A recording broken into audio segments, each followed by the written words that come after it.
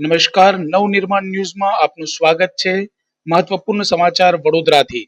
વડોદરા જિલ્લાના સિંદરોડ ગામ નજીક આવેલા ઉમેટા બ્રિજ ઉપર ગત મોડી સાંજે એક વરના કારમાં ભીષણ આગ લાગી હતી. ભીષણ આગ લાગતા અફરાતફરીનો માહોલ જોવા મળ્યો હતો.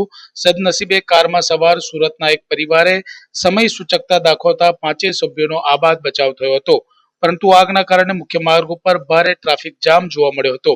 મૂળ સુરતનો પરિવાર જુનાગઢ ખાતે વેકેશનમાંથી પરત સુરત જઈ રહ્યો હતો. આ દરમિયાન ઉમેટા બ્રિજ પાસે તેમની ડીઝલ વરના કારમાં અચાનક આગ લાગી હતી. આગ એટલી વિકરાળ હતી કે જોતજોતામાં જ આખી કાર ભસ્મીભૂત થઈ ગઈ હતી. જોકે કાર ચાલક અને તેમાં સવાર અન્ય લોકોએ પરિસ્થિતિની ગંભીરતા પારખીને તાત્કાલિક કારમાંથી બહાર નીકળી જતા મોટી જાનહાનિ ટળી હતી. પરિવારના 5 સભ્યોનો બચાવ થતા સ્થાનિક લોકો અને તંત્રએ રાહતનો શ્વાસ લીધો હતો. ઘટનાની જાણ થતાં જ વડોદરા વાસણા ફાયર બ્રિગેડની ટીમ તાત્કાલિક ઘટના સ્થળે દોડી ગઈ હતી.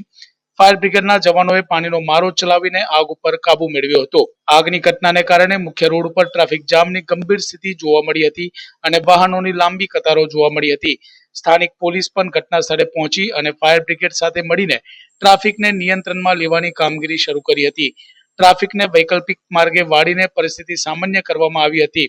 આગ લાગવાનું ચોક્કસ કારણ હજુ જાણી શકાયું નથી. પોલીસ અને ફાયર વિભાગ દ્વારા તપાસ હાથ ધરવામાં આવી છે. પ્રાથમિક તપાસમાં આગ ઓવરહીટિંગ, શોર્ટ સર્કિટ કે અન્ય કોઈ ટેકનિકલ ખામીને કારણે લાગી હોવાની શક્યતા છે.